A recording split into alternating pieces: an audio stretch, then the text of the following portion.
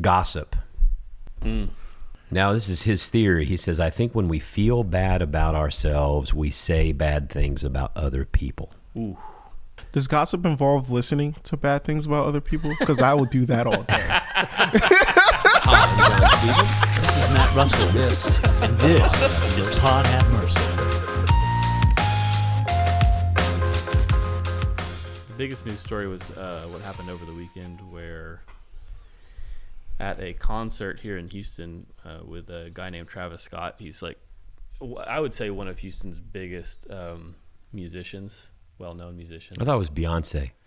She's up there too, but I think Travis Scott might have a close. Or Megan Thee Stallion. Yeah, I think Travis is awesome? third.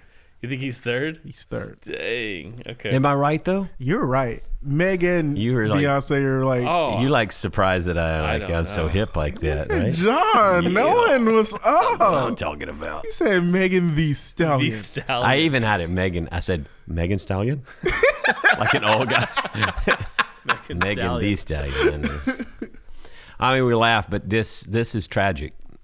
I mean, not a concert I would go to, but my daughter went when she was in high school to concerts with her friends, and I mean, I don't understand how it happens, but you've got 14, 16, 21, two 21-year-olds, two 23-year-olds.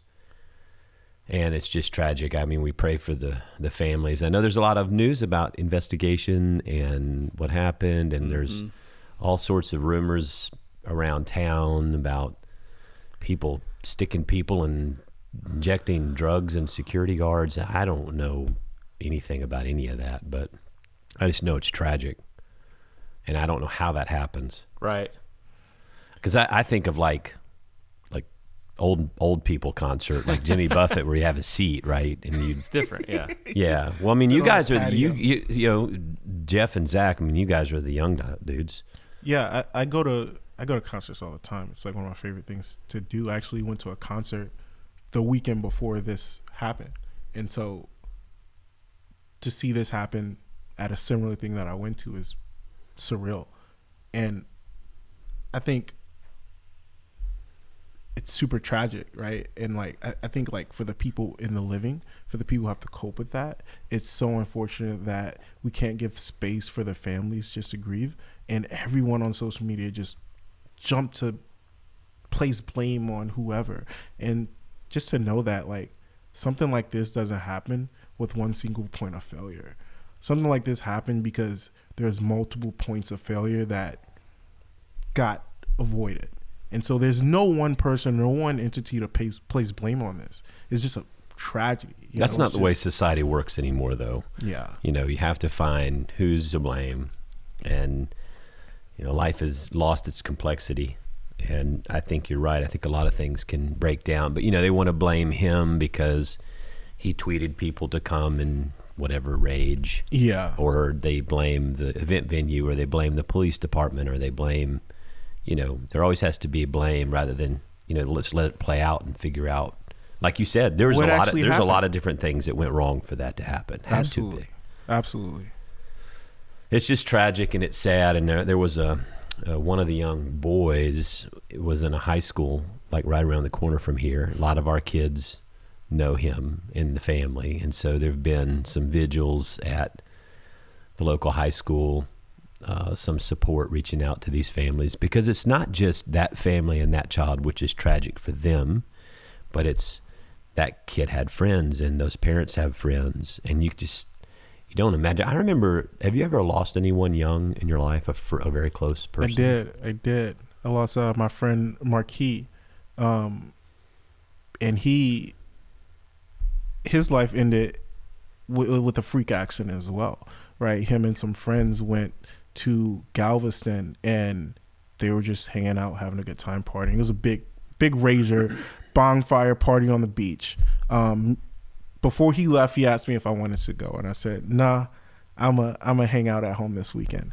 And I was going to visit my mom. I was living by myself for the first time. I'd been on my own for about almost a year at that point. And Marquis actually was living with me because he was in between places to live. That's how close we were.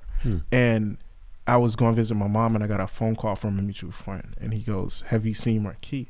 I was like, "He went to Galveston to the beach." He's like, "Yeah, I'm out here, but we can't find him." And I'm like,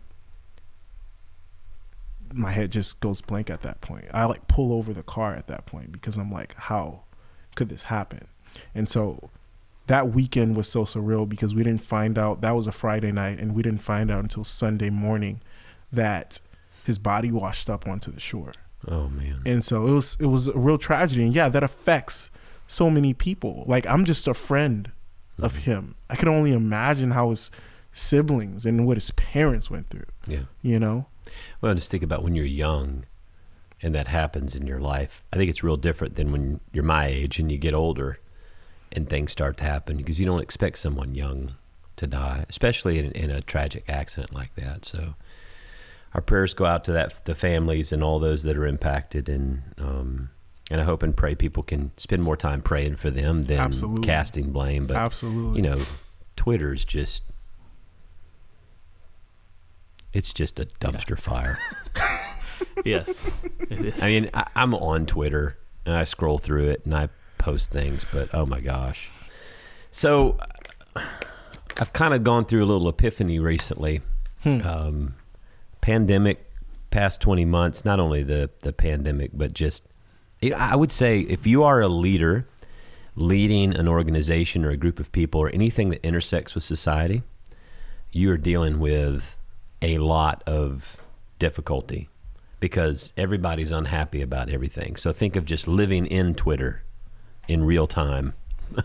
You know, I mean, people are unhappy about the way you handle the pandemic. They're unhappy about the way you handle racial issues. They're unhappy about the way you handle politics. They're unhappy about the way you handle vaccines. They're unhappy about Everything. And It all comes to that leader. it does. So I think about people who are leading our schools. You know, we've had that too with our school directors, or I think about principals or superintendents. Now that's a big inflection point, crisis point, and I think about those leaders that are dealing with that. What hit me though is I have allowed the discouraging stuff to have way more energy and power and space in my life than the encouraging things, because there are good things. So 2 weeks ago, I preached on the Shema, and I talk about how at our house we have 2 nail holes in the door because the family that owned that home before us, they were Jewish. And so they had the Shema up, which is it's a metal little box that holds the little scroll piece of paper with the Shema written on it in Hebrew. And I said, well, every time I go to Israel or whenever I think about it, I want to get one and put it back up. I just keep forgetting about it. I never did. I came in this morning, and on my desk from members of the church, they bought me one. Wow. Yeah. That's really sweet. And alongside of it was a note from a lady who was here for All Saints Sunday and said, thank you so much for the service that Chapelwood provided and how meaningful it was. I get this stuff. I get things like that a lot. But man, I just don't let them take up the space they deserve. Yeah. It's the one bad or two bad interactions this week where someone's mad at me about A, B, C, D. A lot of times I've found lately, a lot of the things they're mad at me or the church about are their assumptions that they've made that they've not tested, or things that are not really true. Yeah. Yeah. But that they think They is can true. fall apart real quick if you interrogate it. So I just made a decision that I was going to start taking better care of myself. And I read this great article that I found online. Kerry Newhoff does a blog for leaders in the church. And he talks about, you have these paths in life. You have a conscious choice or subconscious choice. You have a healthy or unhealthy choice. You have life, and then you have paths that don't lead to life. But the one that he was talking about was especially for leaders in the church, but I would say this goes to anybody in any aspect of life, is you have a choice between self-care or self-medication. Okay. Now, this past year, actually, for the first time in my life, I started meeting with what I would define as a therapist. Okay. And a spiritual director. I've always wanted, actually, when I first moved to Houston, I had a pastoral counselor I would meet with. But I decided I needed to meet with someone just for my own mental health and well-being. There's no magic to it. It's not like you meet with them, all of a sudden all your problems go away and you're great. But it is a process where you are in a confidential, safe space, and you're able to talk with someone and share some things that maybe you wouldn't share with most people or maybe anyone. And you got someone who really knows a lot about stuff people have been through if they're good, and they can sort of redirect back to you and help you think, why is it that you feel this anger? Where's it coming from? Yeah. I remember one of the first ones is like, I'm angry all the time. Angry. And even the way I said it, I mean, he didn't do anything to me. I'm always angry. He's like the Incredible Hulk, he's like, you need to get angry. He goes, that's the problem. You don't understand. I'm always angry. But I mean, I felt like that. I'm just angry. I'm angry at people. I'm angry at church members. I'm angry at family. I mean, I'm angry at my wife for nothing, right? And I remember when we first met, I was like, I'm just angry. And what he did is something that I guess I should have thought about, but I didn't. He goes, well, let's talk about this. He said, anger and fear cannot exist in the same space. And he said, if you're the kind of person who does not allow yourself to be afraid, then you manifest that in anger. So he said, John, what are you afraid of? And I said, can we talk about what other people are afraid of? But we started, and I'm not going to go into all that right now here because that's why I pay him money. I'm going to listen too. But that turn, if nothing else, like I can just honestly tell you in that moment, I wasn't ready to articulate maybe everything I was afraid of. Sure. But man, it got me thinking differently. Yeah. About where my anger comes from, about the fear and the grief involved. Now, you mentioned to me when we were talking about, you had a friend that asked you, because you're a poet and a creative, to work or to think about something around mental health. You had a friend. You want to talk about that? Yeah, sure. I can talk about that. I don't want to put you on the spot, but this is a podcast and you are here. Yeah. I will talk about this in tandem to what you just said. Yes. However you want to talk about it. Right. But I think you wrote a poem about it. I wrote a poem about something regarding that. Yeah. And we could definitely get into that. But I just had dinner with a friend yesterday, and she said something really incredible that I just said, wow, to, because she is just coming back to Houston from a month-long trip in Europe. She just went around Europe to these different cities. She's been to Barcelona. She went to Greece. She went to Italy. She went to Germany and Spain. And she has a friend that lives in Barcelona in Spain. And she didn't have a friend in any of those other places. So she was kind of sticking that out on her own, really trying to figure it out, doesn't know the primary languages there. Really tough experience to go through for a month. So in Spain, she got to sort of take a break from that and be held by this family and friend that she knows. And she says that it felt really good to be taken care of.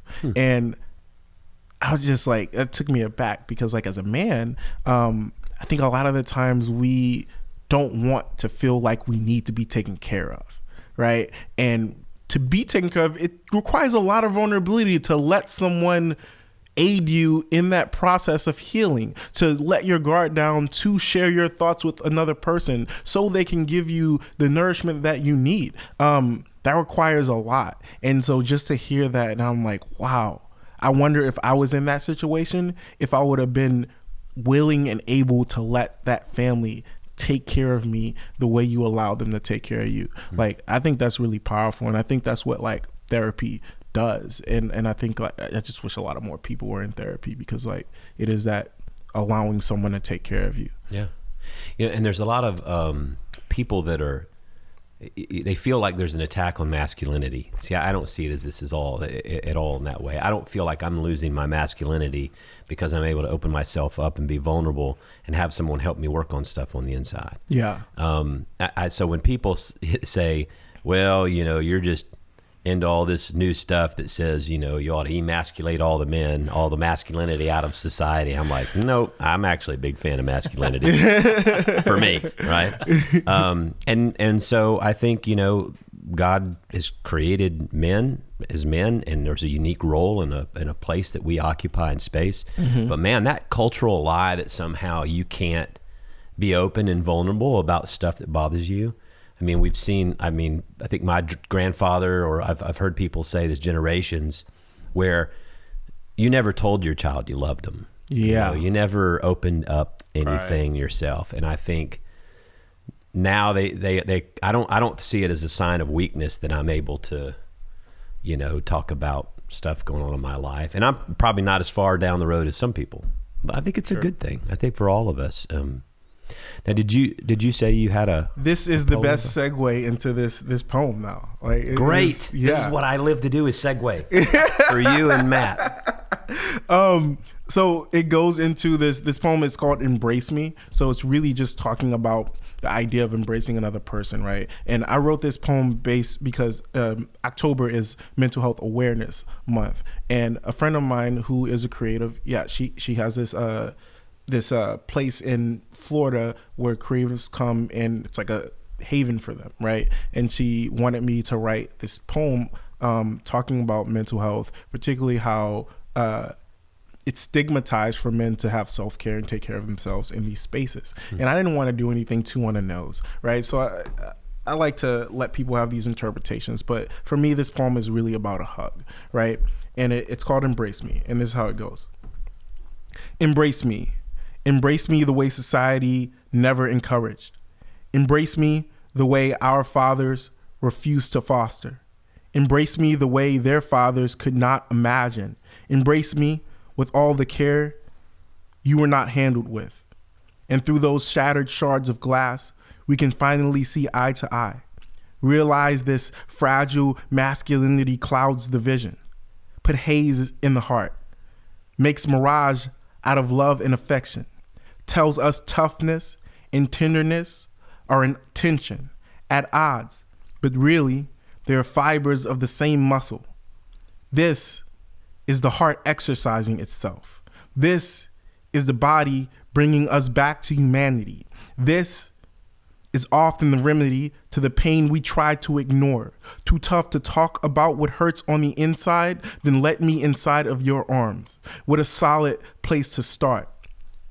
I wish for us to start enjoying this life, because it is just as important as surviving this life.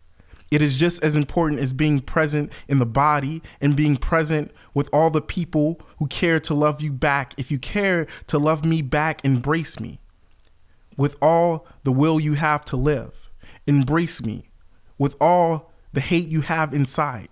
Embrace me with every breath you have to breathe. Embrace me and let symbiosis take the lead. You did not come into this world alone. You did not come into this world to be alone. We do this together. So embrace me. I'm supposed to do that, right? Snaps. Well, that's good. That's awesome.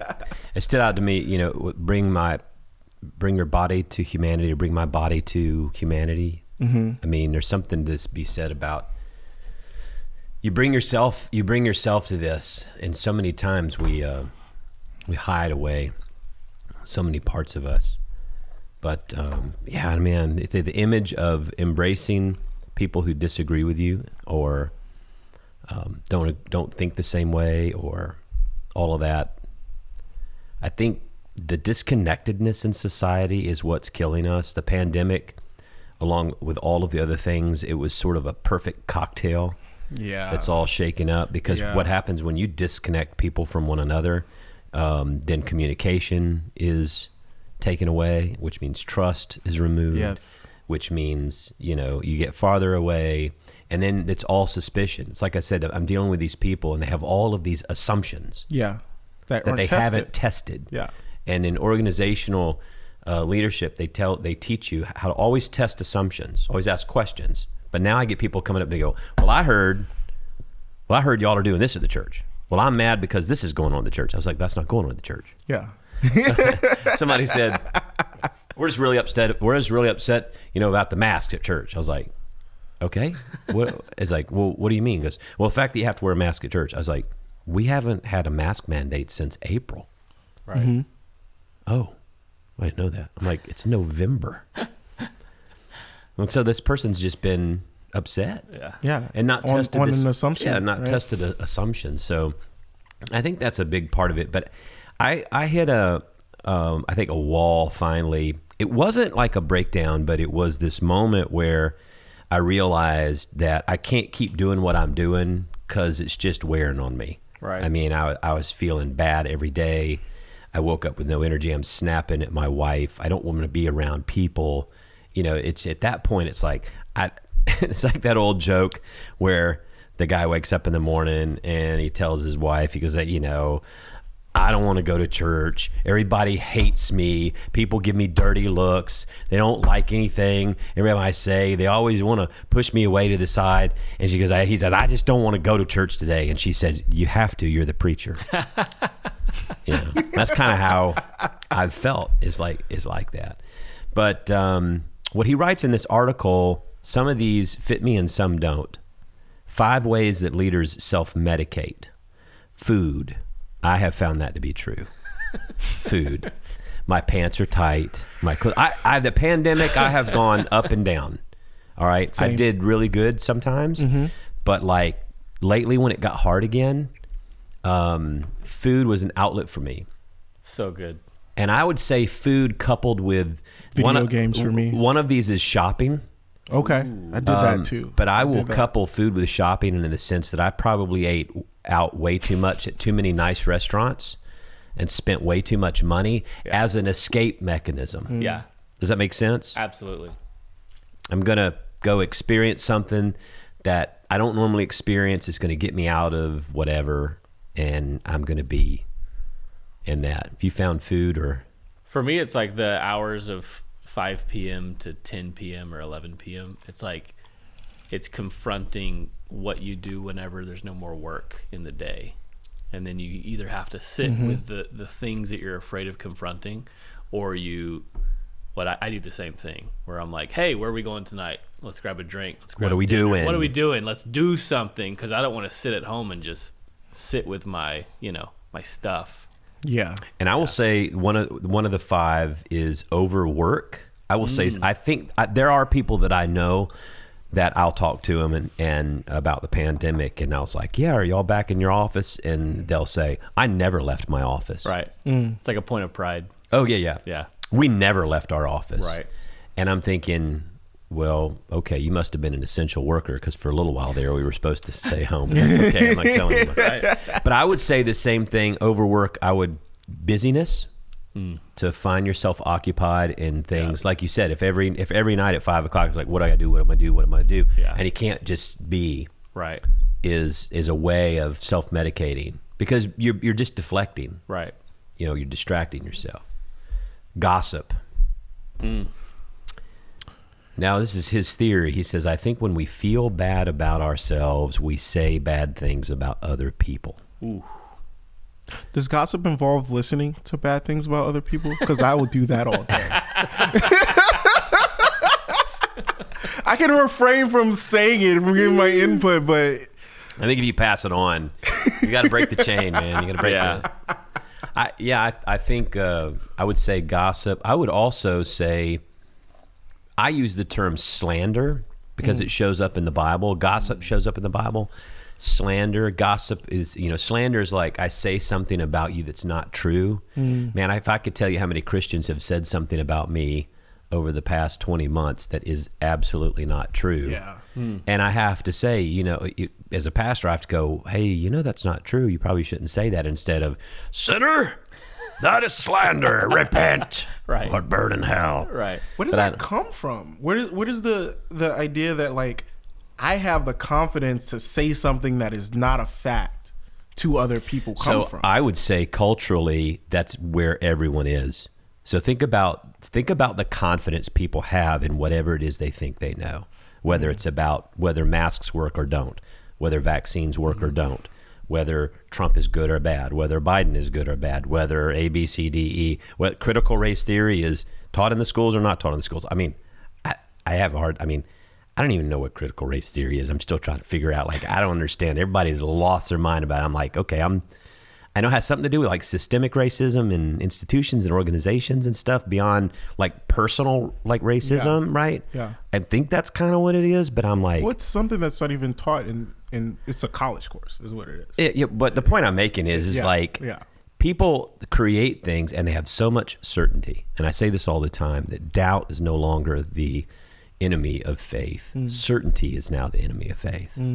So when you just make up your mind, it's like, well, I know this about my pastor, therefore I'm going to tell other people without asking, is this true? Or about my church or about whatever else. And I'm thinking, you now are committing one of the sins on the list of sins that Paul has listed, that are not to happen within the church. You're not supposed to gossip against each other, slander each other, tear each other down. You're supposed to build each other up. Yeah. But I think what this guy says here is we do this because we feel bad about ourselves. What's the old saying? He's like, if I'm going down, I'm taking you with me. Misery loves company. There you go. Yeah. Yeah, shopping, I added, I think spending money. I think there's probably a lot of that. For me, like it was, I think I've seen some of that happening with me.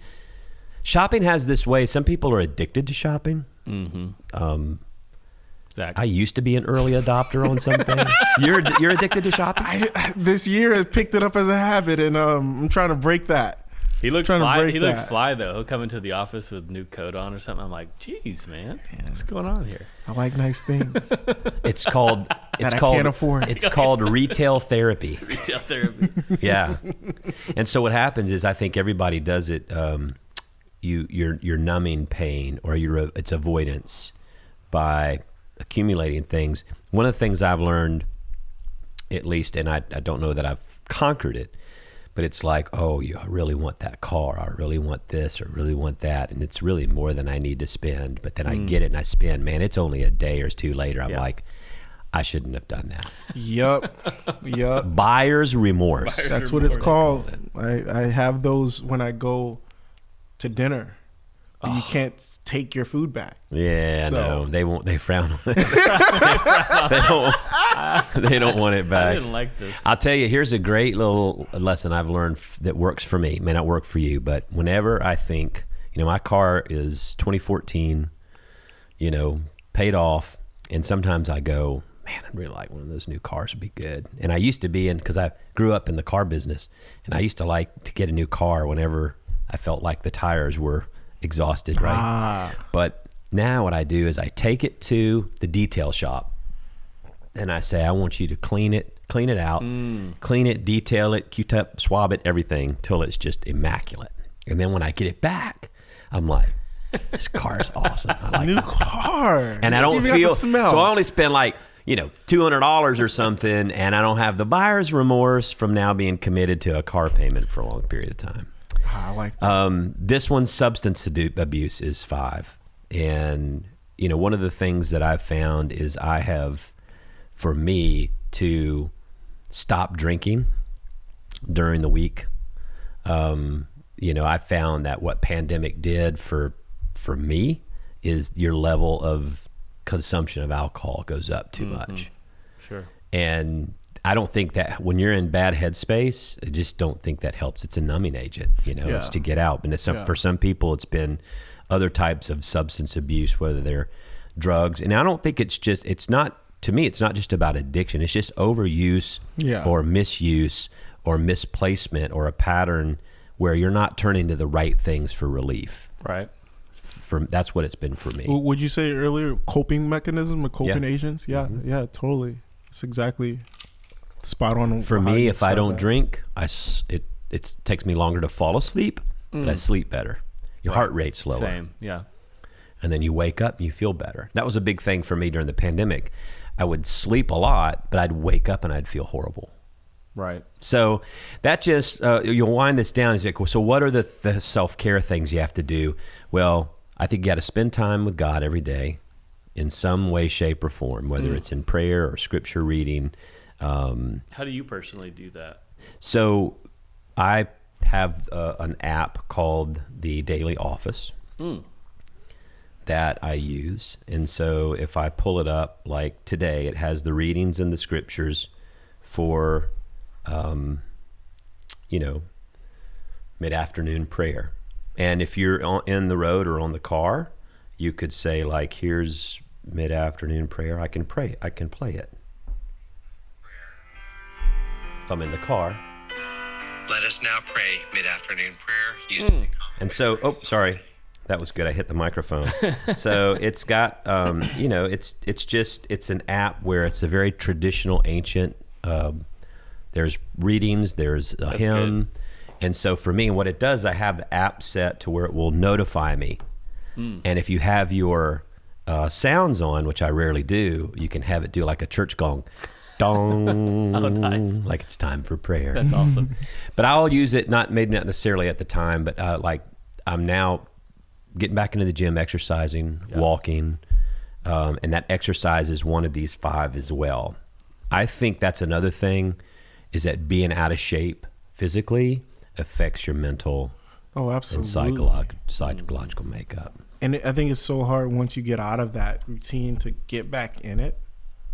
A lot of the times, and I think that's where people really struggle. Like you said it earlier with something else, but I find it with the weight loss up and down, and I said the same thing. And it was because I would get into these habits of healthy eating, exercise, and then once it breaks, I take a weekend off. Just can't get back into it. 2 years off. 2 years off. Yeah, I'm going on 1. It's like people who. It's going on 1 year. It's like people who don't stop coming to church. They don't realize it's been 2 years since I've been to church. Wow. I mean, seriously, and I remember. I mean, I think it's. You just don't think about it. Yeah. You don't realize how much time has passed. It's like when you meet a friend and you go, "Hey, we'll hook up. Let's call each other." It's like 6 months and you run into them again. It's like, "Oh man, I didn't call you. That wasn't that long ago, was it?" No, it was 6 months ago. All right, let's hang out. Yeah, healthy diet. I think that goes back to the food as a self-medication, but it also is self-care. Yeah. I was talking with my friend Jerry Weber a little while ago, and he and his wife have lost a lot of weight. They quit drinking, they quit eating sugar and overly refined foods, and went on this thing for like 2 months or something. Wow. And they both lost like 40 pounds. Nice. Feel better, everything else. Wow. So I mean, there's a lot to be said. I have people all the time tell me, you need to be gluten-free, you need to be dairy-free, you need to do this, you need to do this. Some of them are like proselyte. I mean, they're like proselytizing you, which means they're like converting you because you have to be here. Keto, and I get keto. They really are. I mean, and I get they believe it and it's worked for them, but I think for everybody it's different. There's only one plan that works for anybody, and you got to start with little incremental steps that you can accomplish. I think that's probably for all of these, right? What about you?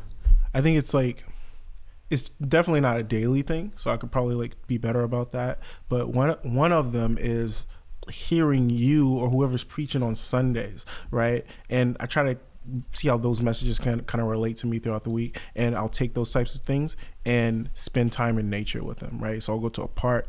I live halfway between here and Galveston, so I might drive to Galveston, walk the beach, and just have those things resonate with me, have those lessons just sink in a deeper way. I find that to be a lot easier. Like you say, you go on a walk, I find it to be a lot easier for things to soak in when I'm in nature. So sit outside underneath the stars, go for a walk, hang out at the park, be on the beach. Those are the places I go to have Spirit speak to me in an intentional way.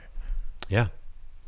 I think it's intentionality to, Nick Saban, the coach of the University of Alabama, his whole thing, if you study his leadership style, his coaching style, is all about process. He talks about the process. He just preaches the process. Well, what does he mean by that?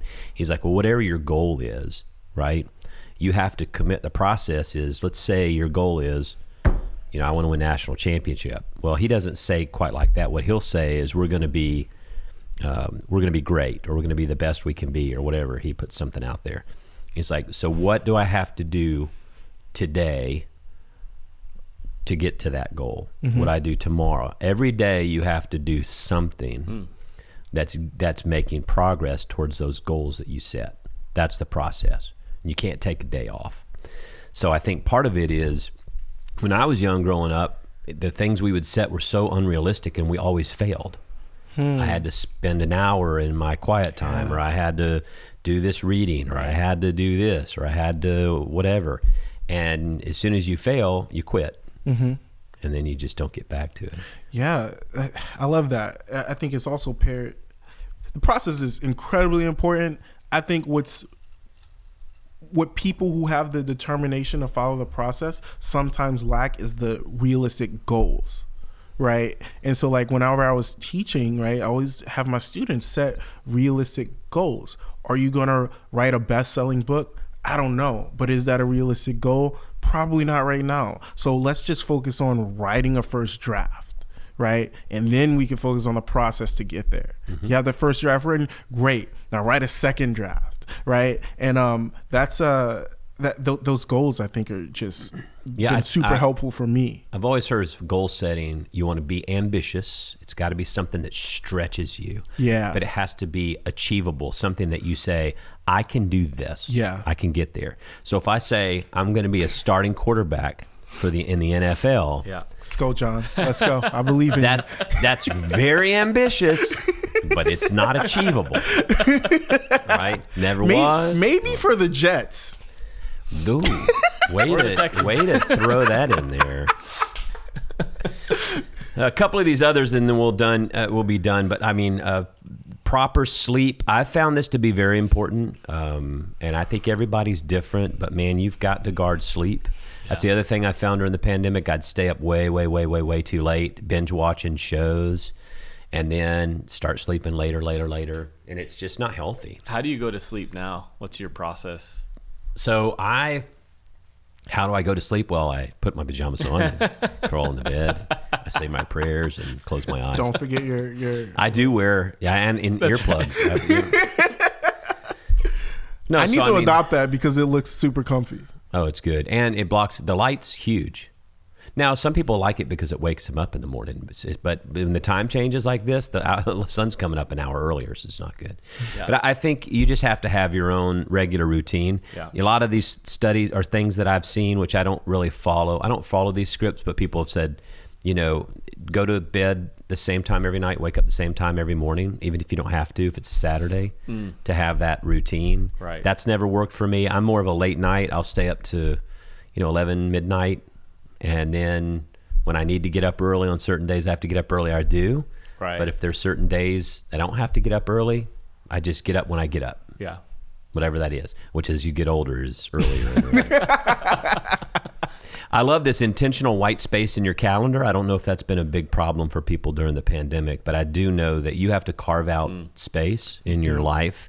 Healthy friendships. Mm-hmm. This is important. I love how he qualifies it as healthy friendships. Yeah. Absolutely. Because you can have toxic friendships that just drain life from you.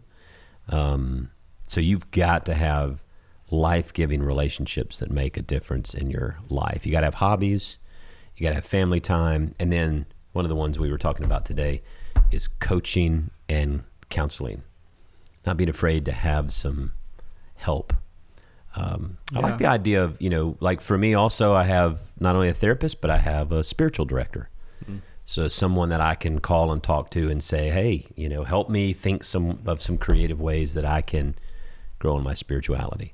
Because as I'm getting older, I think I'm more in tune with where I think younger non-religious people are, because it's almost like they're these traditional, read the Bible, pray, do this, go to a Bible study, go to church.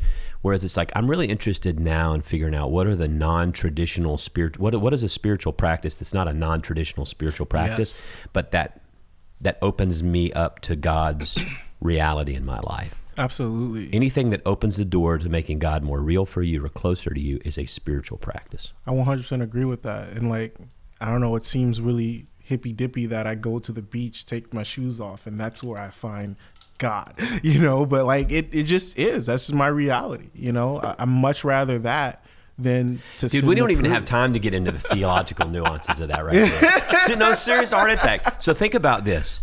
You know why I think that's so. First off, you just like it. Yeah. But think about this.